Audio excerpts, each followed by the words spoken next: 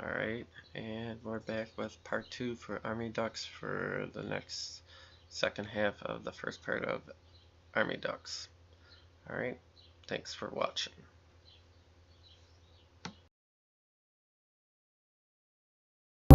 Just over 22,000 of these ducks were ever produced, and only about 10,000 or so were used in the war. And the reason for that is it costs more money to ship one of these vehicles overseas than it costs to build them.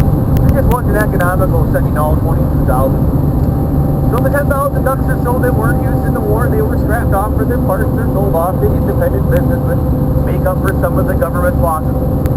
This duck that you guys are riding aboard today is part of the 10,000 that wasn't used in the war. It's about 32 feet long, 12 feet tall from the top of the canopy all the way down to the ground, and about 8 feet wide. It's powered by an original rebuilt 271 cubic inch straight 6-cylinder gasoline powered engine. That's about 91 horsepower. For the small engine this duck has, it is a very capable vehicle by the way that it's geared. We're just driving down the roadway, we're in 4-wheel high with the back 4 wheels, the wheels with power going to them. When we're going to come out of a body of water like this river here, travel through a sandy or mucky area, we'll switch it into 6-wheel low.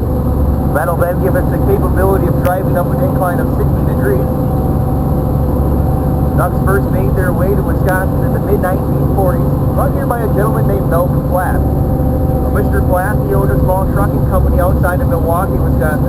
Happened to hear about a military truck sale going on out in Los Angeles.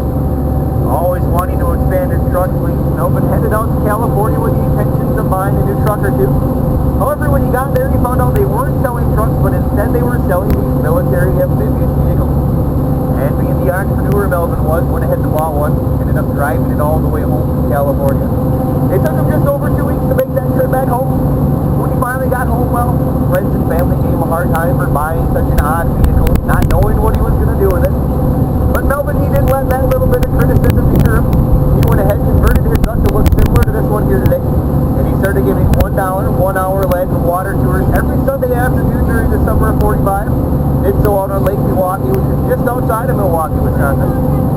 And the following year in '46, bought himself a couple more ducks, moved his company up here to the Dells, and they've been giving tours on Lake Dells and the Wisconsin River ever since. So as we are starting to get down into the rocky portion of the lower Dells, people often wonder how the natural scenery of the Dells area was created. Contrary to popular belief, the Dells was not carved out by a glacier. Plants of the glaciers never actually touched this part of the state, just went right around the Dells area here. We're sitting in a little patch known as the Driftless Zone, but about 40 miles north of here, there was a glacial dam that was holding back Glacial Lake, Wisconsin. That Glacial Lake was quite enormous, covering over 1,700 square miles and reaching depths of over 150 feet deep. Now as years went on, temperatures were increasing, getting warmer and warmer, ultimately leading to that dam becoming a little bit weaker each year. Until one day, the temperature was warm enough where that glacial dam broke free, and 2/3 of that glacial lake came rushing down through this area. And the sheer force of all of that water carved out through this sandstone, creating Wisconsin Dells somewhere between 7 and 14 days.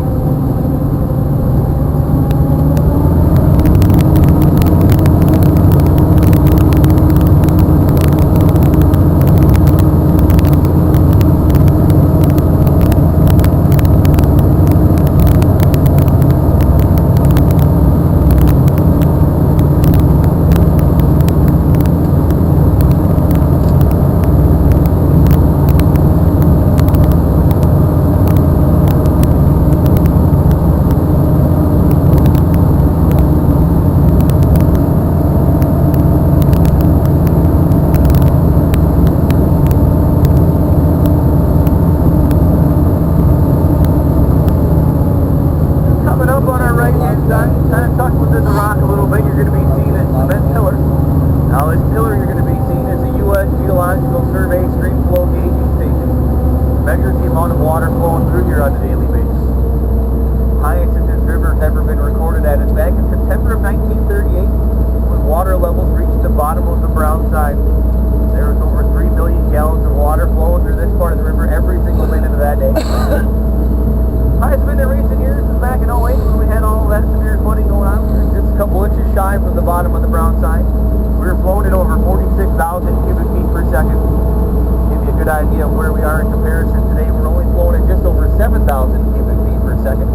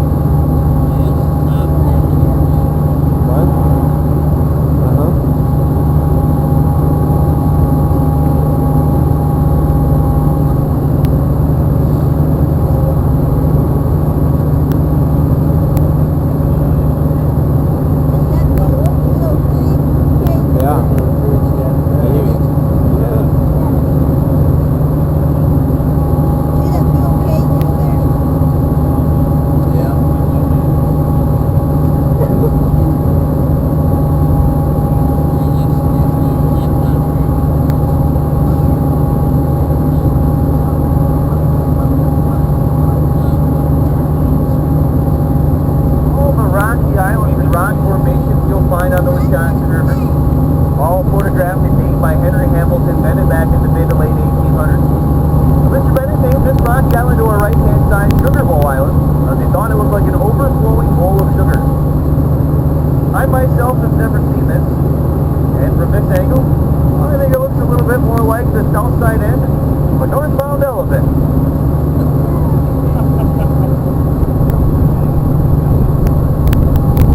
Then turn the land just to the left of Sugar Bowl Island, known as Grotto Island, named for the many caves and grottos found throughout it.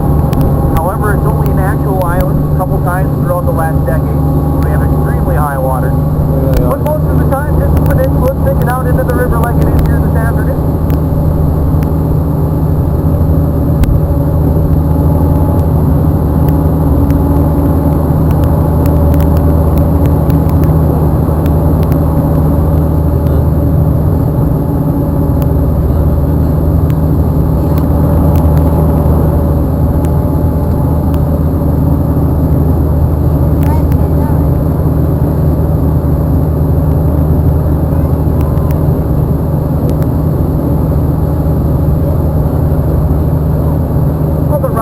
On the Wisconsin River. Formed over 500 million years ago. It's formed by the Cambrian Sea. Now, each layer of rock represents anywhere from 100 to 1,000 years of time. Well, then each layer that we can actually see from the duck here, there's about 5 to 10 more individual layers, just a little bit thicker than a fingernail. And that's where the 100 to 1,000 years of time comes into play. Which really gives you a good idea of how old this rock is. Now, it goes by the name of Precambrian Potsdam sandstone. Pretty rare rock for the fact that it's only exposed in a few places throughout the entire world. Besides the upper Midwest here, it can also be seen in Potsdam, Germany, where it gets its name, Zurich, Switzerland, upstate New York towards Albany. But a majority of it is found right here in the state of Wisconsin. Maybe more of Wisconsin DELLS world famous because it's got all these unique rock formations. It's a very brittle and porous rock. You can actually walk up to it and break a piece off with your bare hands. As porous as it is, it acts like a sponge on the river, soaking up river water and the nutrients within it. Some of these streams are drawing off of the rock with very little or even no topsoil. That's because the roots just sink right down into the rock, and then they soak up all the water and nutrients that they need to survive directly from the rock itself.